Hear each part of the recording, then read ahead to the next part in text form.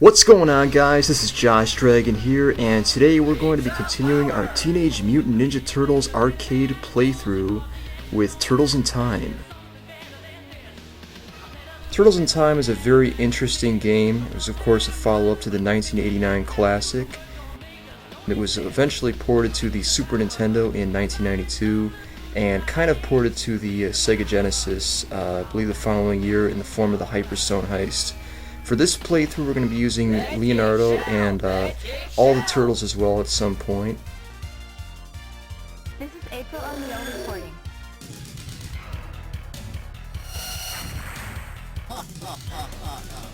Hey, Krang!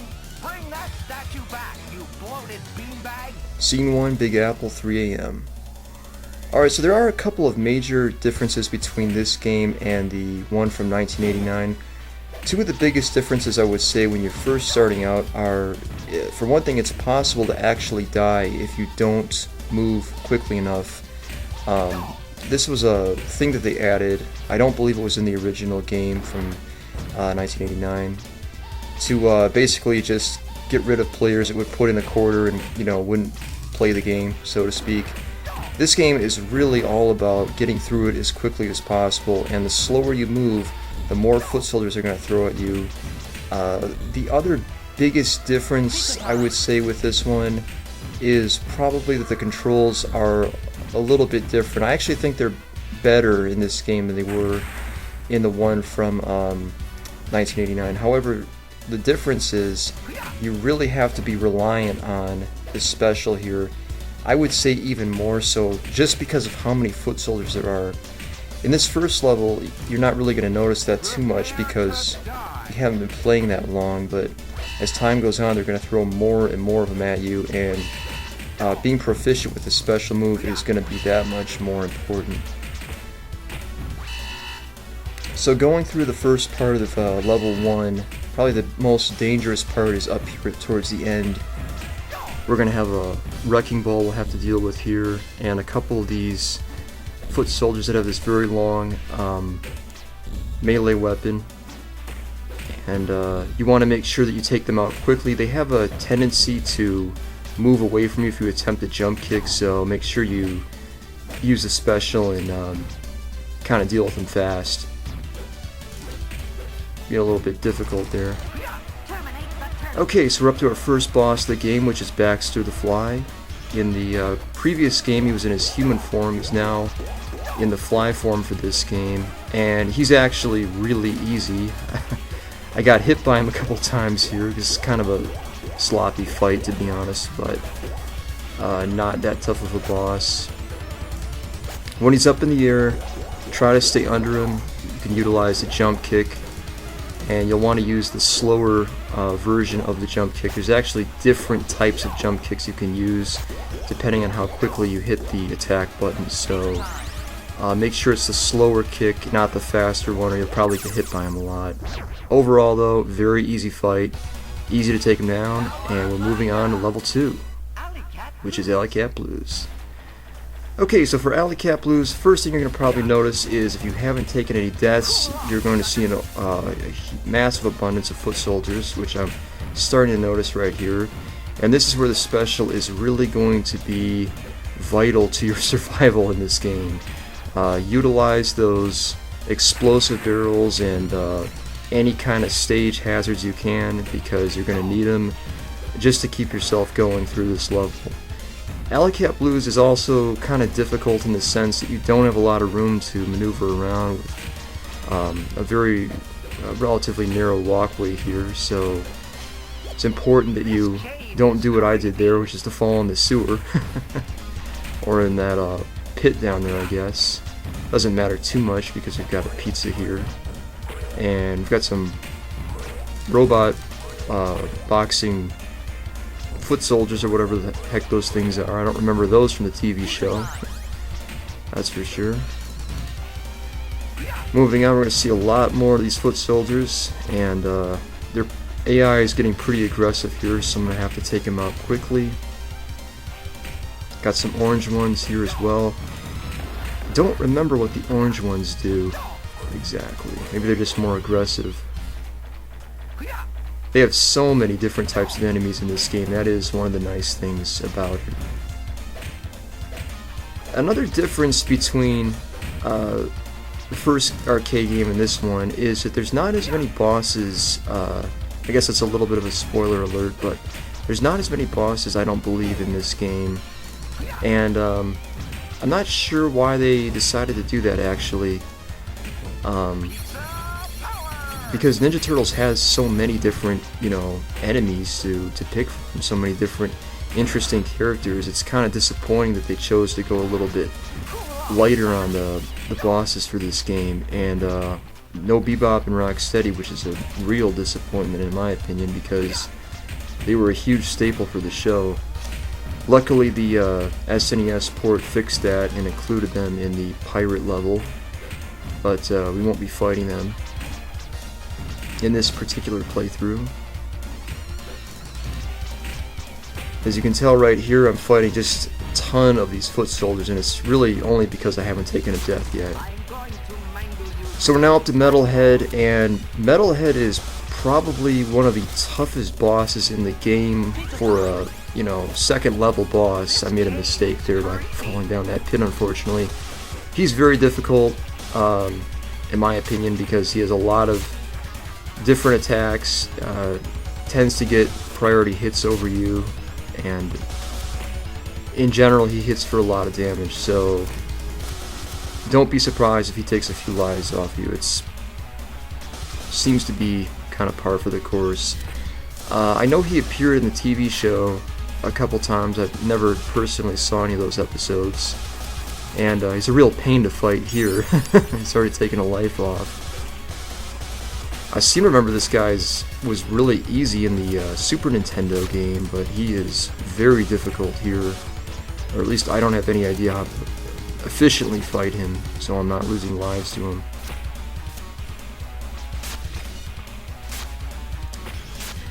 And that's another thing that I've noticed about this game, is that there tends to be somewhat of a variance in terms of the difficulty of these bosses.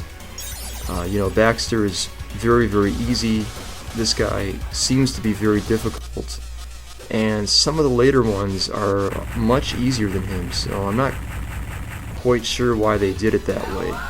But in either case, he's down and out. Moving on to Sewer Surfing, which is really fun level. Very memorable if you've ever played this game before. And I'm sure we'll be getting a lot of foot soldiers here. Probably not as many as we would have under normal circumstances, because I died a couple times to Metalhead. But I love the music in this level. This is probably my favorite song in the whole game. One of them at least. We're going to have a ton of these pizza monsters. Kind of an interesting name for those guys. Then another difference between the SNES port and the arcade version is that those pink guys with the, I think they're Tonfa weapons, I'm not sure exactly what they have, but they can be hit with a normal attack. In the SNES version you have to special them to do damage, so it's kind of a nice feature in this game.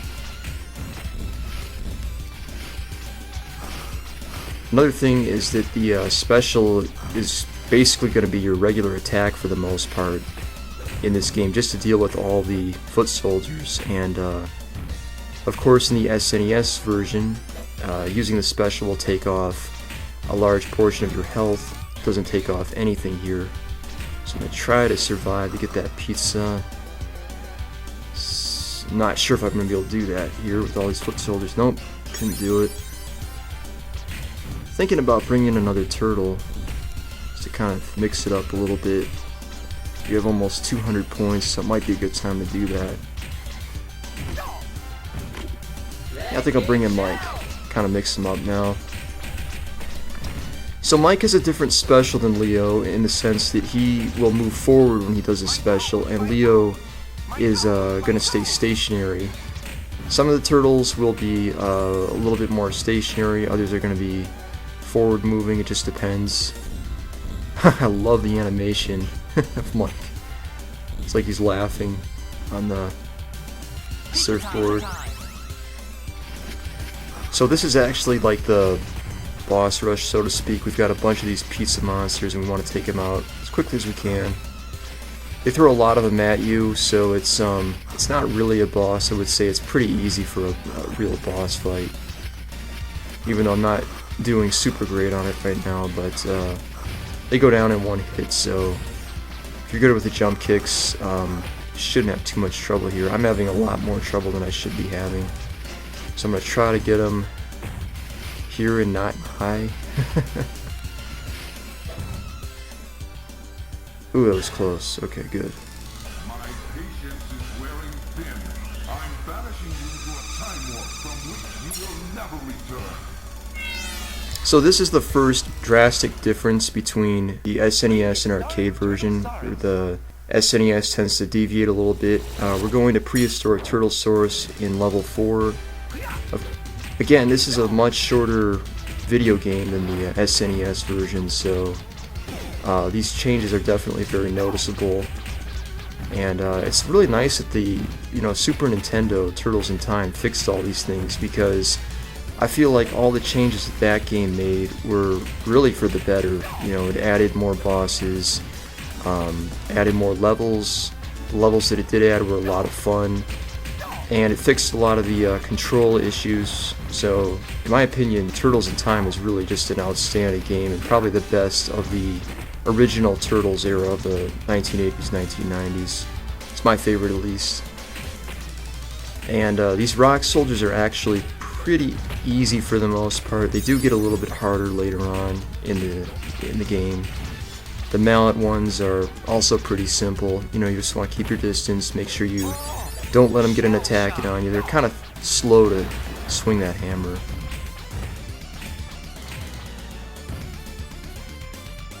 Pizza power!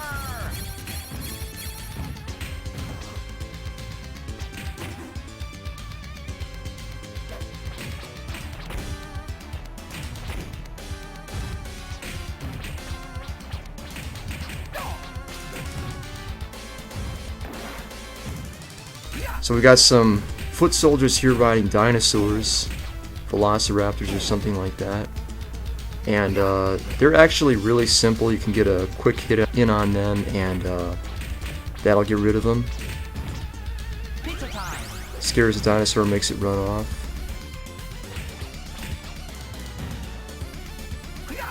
And we're now moving on to the third official boss in the game. Man, he's aggressive today. Wow, look at that. This guy, I believe his name is Cement Man. He's normally really passive, but not today. He went right after me. The best trick for dealing with Cement Man is to hit him a couple times, move away, move back in, hit him a few times, move away. They're kind of the standard stuff for these games. He's generally slow to swing at you. And he doesn't do that much normally. He's really trolling me today. He's already taken a life off.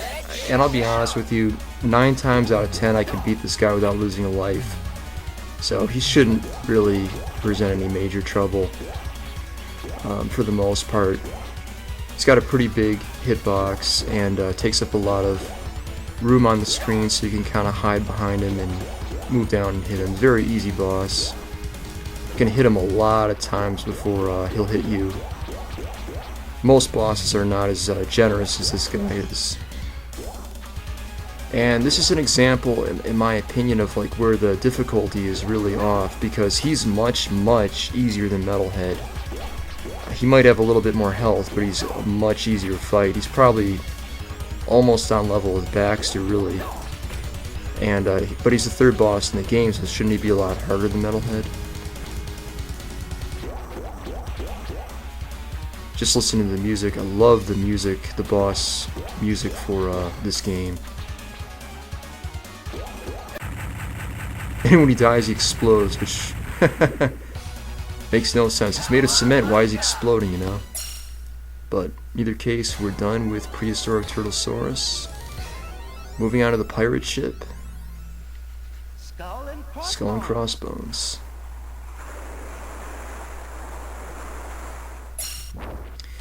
So the pirate ship is a very interesting level. set in, what was it, 1630 or something like that. I didn't read it when it was on screen, but in either case, there's a lot of booby traps in this level, so when you see those little planks that have like the wooden boards sticking out, you want to make sure you never touch those things if you possibly can, because it's going to send the plank up to hit you in the face, and you'll lose a lot of health from that. These foot soldiers with the bows are a real pain in this particular version of the game. Of course, in the Super Nintendo version, they just fire one arrow and then they leave the screen. Right there I got hit by the plank, so you can kind of see what I mean by that.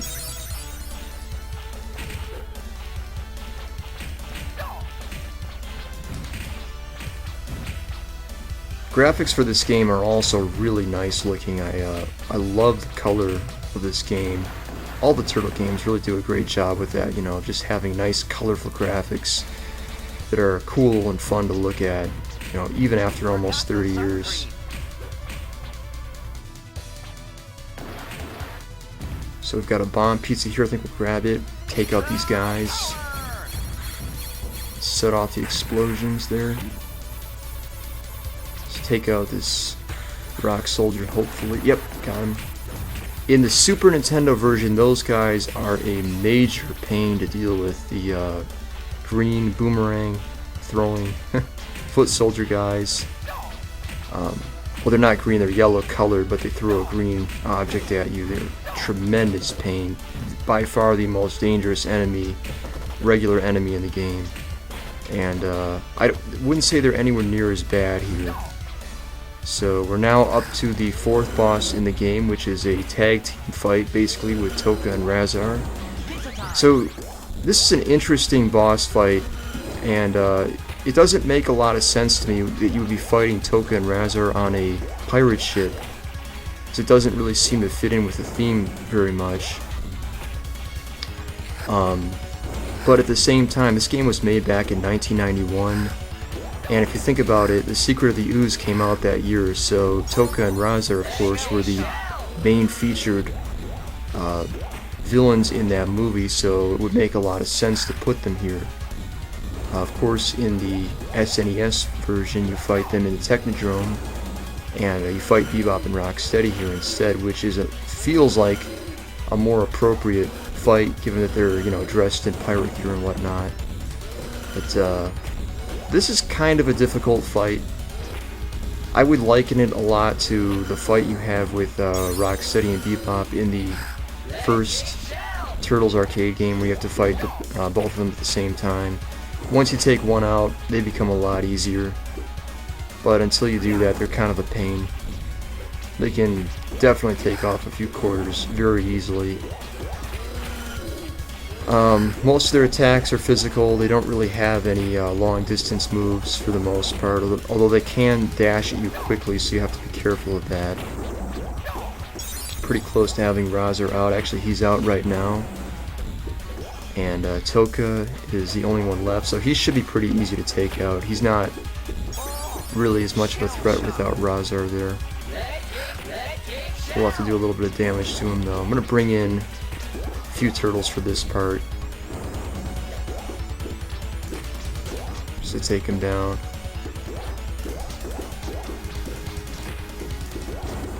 So bringing in the extra turtles is going to increase his life a little bit.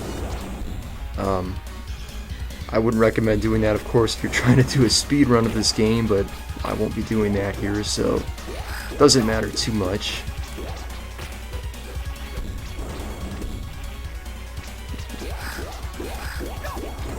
When I was a kid, I actually had a Toka action figure. It was really cool. It was one of the ones that would morph. You could change the heads out from like a snapping turtle to the actual, you know, Toka action figure. And he's now down and out. Cool animation there. Done with the pirate ship. Moving on to the train level. Bury my shell, wounded knee. So we're moving on to 1885 now. We're going to bring in Raph, bring in all the turtles for this part, just to have some fun. I think in future video I'll be doing individual runs with all the turtles, so you can kind of see what the differences are for this game and also probably for the original 1989 arcade game. But I'm going to just have fun with this one, and we'll bring in different turtles for different levels. Of course, because we have all 4 turtles here, we're going to have to fight a lot of enemies, and that's always kind of interesting. But in a level like this, it doesn't matter too much, because you can just basically slash your way through, and there's not a whole lot of enemies attacking you from behind, so you don't have to worry too much about that for the most part. You can really just special your way through most of this part pretty easily. I don't think we fought the gun rock soldiers yet, although maybe we have. Maybe they were at the end of the pirate ship as I think about it. They're very tough though. They take a lot of hits, and they're very dangerous, so you want to take them out quickly. The ones carrying the cement 2x4s aren't too bad. For the most part, they're pretty simple.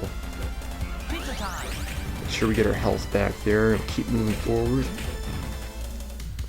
There we go.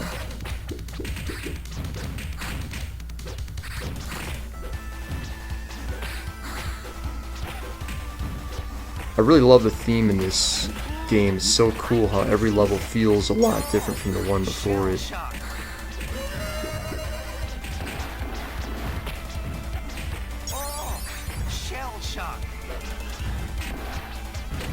The other thing that, you know, as I think about it now, it doesn't make a whole lot of sense, is if this is Turtles in Time, then why are they able to change locations, you know, based on where they're going? Because they started off by going back in time in a sewer, and that took them back to a prehistoric time.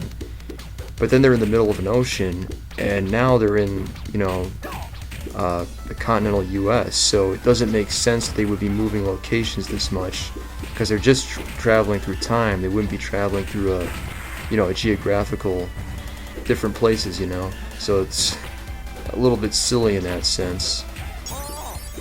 But whatever, it's still cool. Okay, so this is Leatherhead.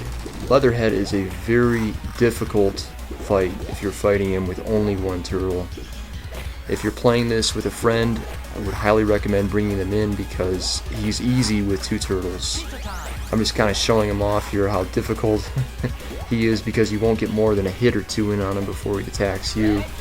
So if we bring in Raph, we can hit him with the other turtle. So if he does hit one and you hit him from behind, I wouldn't say it stun locks him, but it definitely gets him in a bad pattern where you can do a lot of damage to him.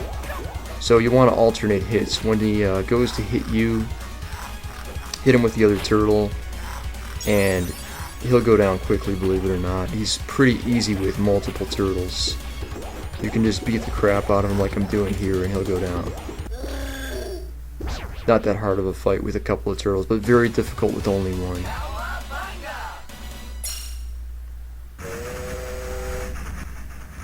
Alright, so we are moving on from 1885 to, I wonder what's coming next. 2020, eh? So, yeah, this is kind of an interesting thing, and one of the reasons why I wanted to do this video now. Of course, if you're watching this video, this is now the year 2020, and we're playing a level that's set in the present, believe it or not, and that's really hard for me to believe. In a way, I remember playing this as a kid in the 1990s. Not this particular game was the SNES version, but seeing the year 2020 in about 1997 or so was really hard to imagine. And no, unfortunately, we don't have hoverboards. Well, we kind of have them now. We have motorized skateboards and stuff like that, so I could almost say the game got that part right. And what it got wrong, though, was the part about the coronavirus. Because I don't see these foot soldiers with, you know, masks on or anything like that, or gloves. So obviously the game was wrong about that. Although at the same time, I don't see any, you know, cars out or any people out. So that's kind of accurate with today. Maybe it got that part right. Who knows? I guess that's New York. I don't really know what that's supposed to be, but most major cities don't look anything like this, so I would say that the game got that part wrong as well. But I will give it a point though for the hoverboard / motorized skateboards that the Turtles are using in this level, because we do have those in 2020. It's a really fun level as well. It's like it's an auto scroller basically, but you know, hey, they do a pretty good job with their auto scrollers in this game. I'm not complaining too much. They do give you a lot of enemies in this level, so just make sure you take them out quickly. The helicopter foot soldiers are much easier in this game than they were in the original Turtles game. Those were difficult to take out and very dangerous. Unfortunately, I didn't take that one out. And we're now done with that part. We're moving on to the boss of this level, which is Super Krang. And Super Krang is kind of a pain to deal with. Takes a lot of hits. I would just describe this guy as being kind of cheap, you know. Not really a smart fighter, because I'm beating the absolute crap out of him here, and he doesn't even seem to notice that. There is something hilarious about hitting that guy about 15 or 20 times, and he doesn't even seem to notice it. But overall, not really that hard of a fight, given how late in the game you are. He doesn't have the same moves as he would later have in the Super Nintendo version. His moveset is a little bit different here. It's easier, I would say, than in that game. And he's kind of tougher in some ways with one turtle. But we're going to fight him with Dawn here for a while. No, I hit him like, I don't know, 12 or 13 times there, and still going. Takes a lot of hits for this guy to go red. I don't know how many, but I'm sure this boss fight takes over 100 hits.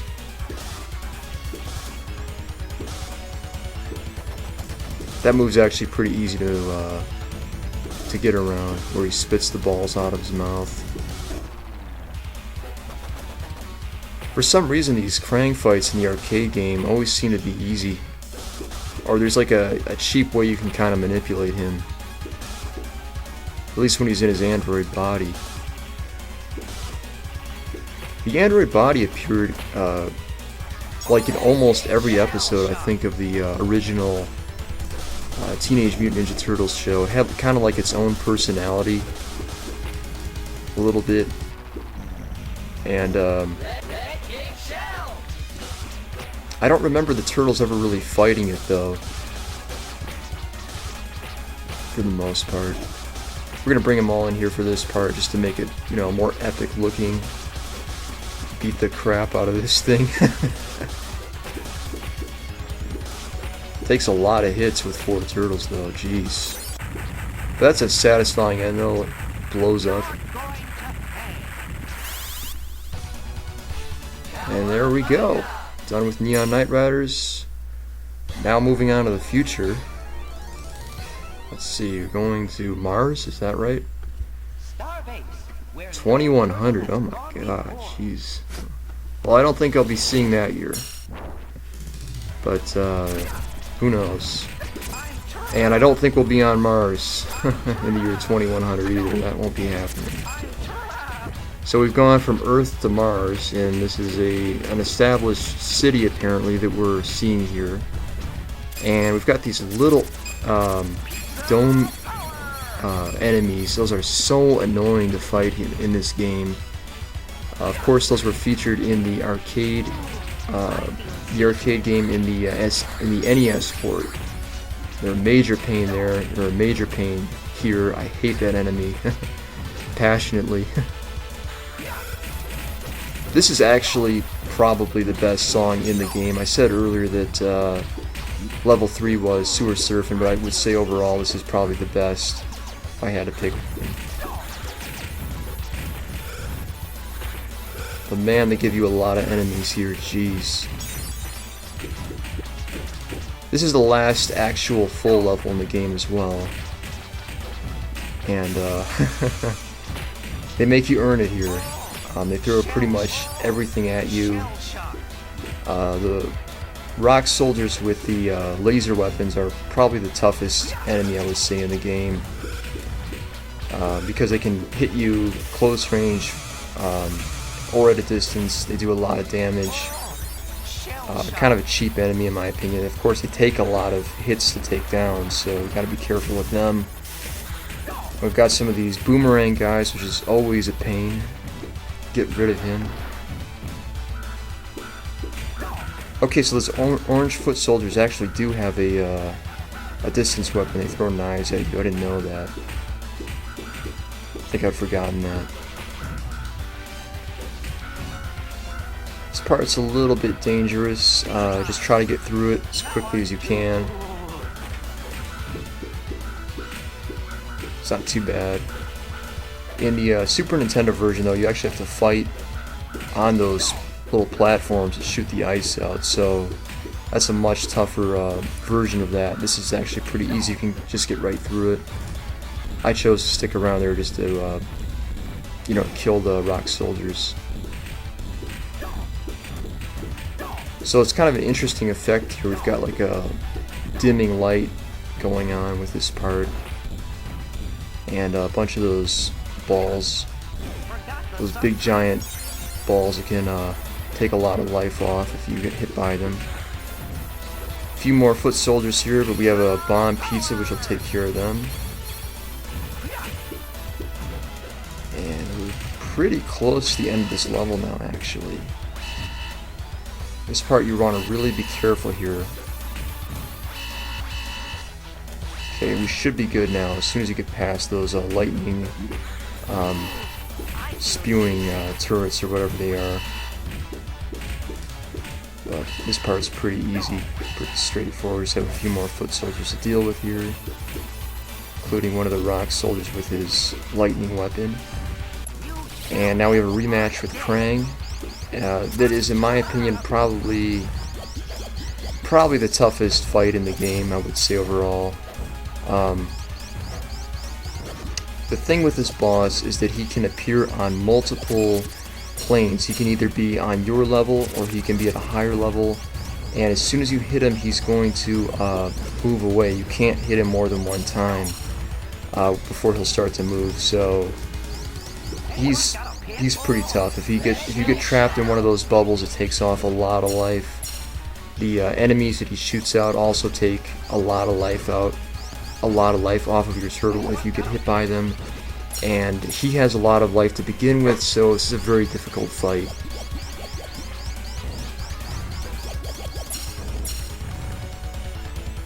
Now, a nice thing, of course, about the Super Nintendo version is you can always get additional lives by killing the little minions that he spits out or drops off, and you can't get the extra lives here, so you're just going to have to take them out, you know, as you can, and then just keep fighting Krang.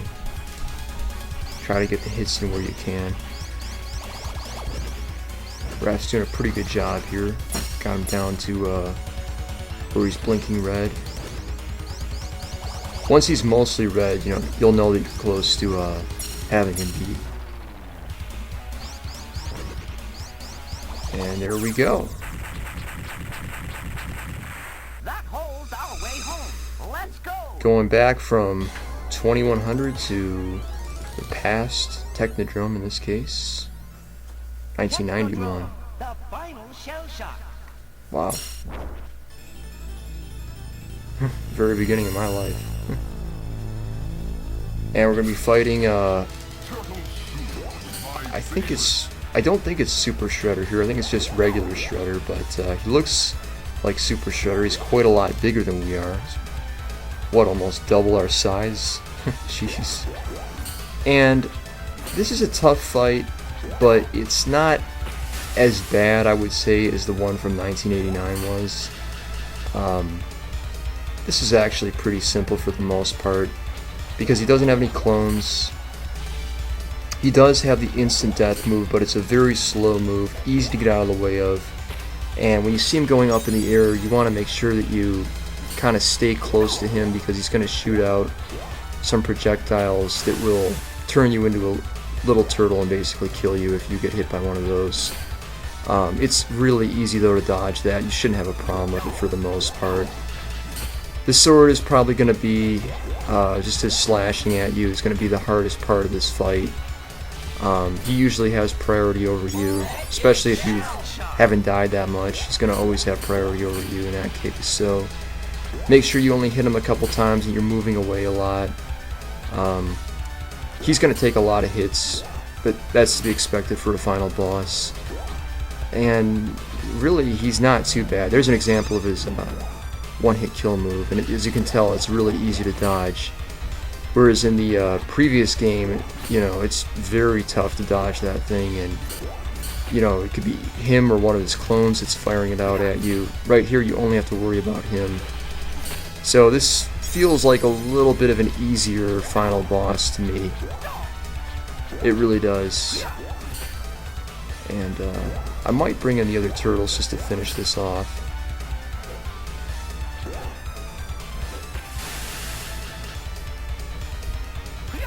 There's another one-hit kill move. Avoided it though, luckily. And you know what, I haven't even mentioned this, but the Statue of Liberty in the background is just kind of like looking at us right there. It's really cool, actually, just the detail again. I love the art that they, you know, did for this game. It's really nice looking. So he's almost done here. He's blinking pretty hard.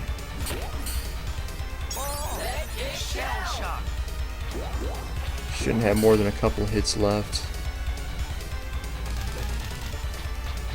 Come on. Let's take him down here. There we go. The Teenage Mutant Ninja Turtles, our 4 reptilian heroes, have overcome the Arc villain Shredder.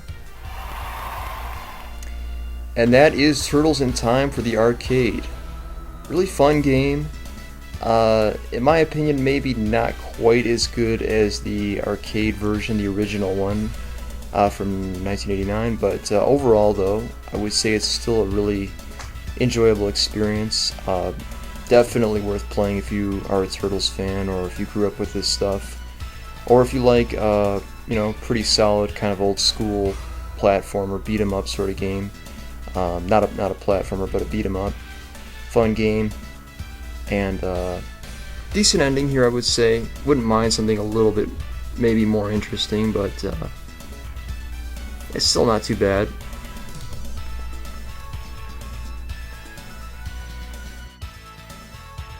So I think in the next part we'll be going back into the console games, and we'll be going forward with Turtles in Time for the Super Nintendo next. I think I'd like to do that one. But anyway guys, I want to thank you so much for watching this video, and hope you're all doing well. Please don't forget to comment, like, and subscribe, and I will see you at the next one. This is Josh Dragon, signing out.